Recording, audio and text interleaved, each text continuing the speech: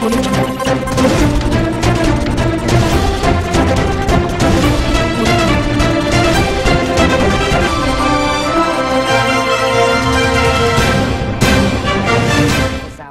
We're talking about 2 million people in a tiny, tiny space at the same time over a 5-day period. Absolutely, and it's been an extreme challenge for them. It's something that they've been hosting for 1,400 years. And over the last few years, over the last decade, they've definitely been investing more in infrastructure, whether it's creating wider bridges, bigger bridges to be able to access the points, having discussions with religious scholars about actually widening the space that is considered the holy territory where the rites can be performed. Security personnel are ever present.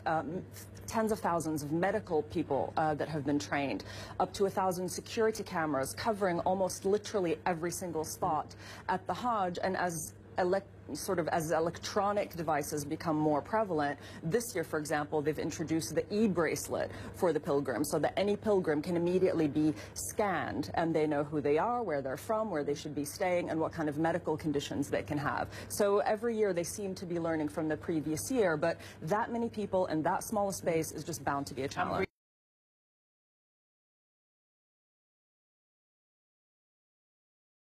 It's the sense of the diversity. There isn't a language that isn't being spoken. There's literally people from almost every country in the world, every ethnicity. And also what strikes you, and having been to Saudi Arabia, you'll relate to this, is usually men and women are quite segregated in public spaces. But at the Hajj, the men and the women are performing their rituals together, they're praying together, and because everyone is wearing the same white robe, which is intentionally meant to symbolize equality, you can't tell rich from poor.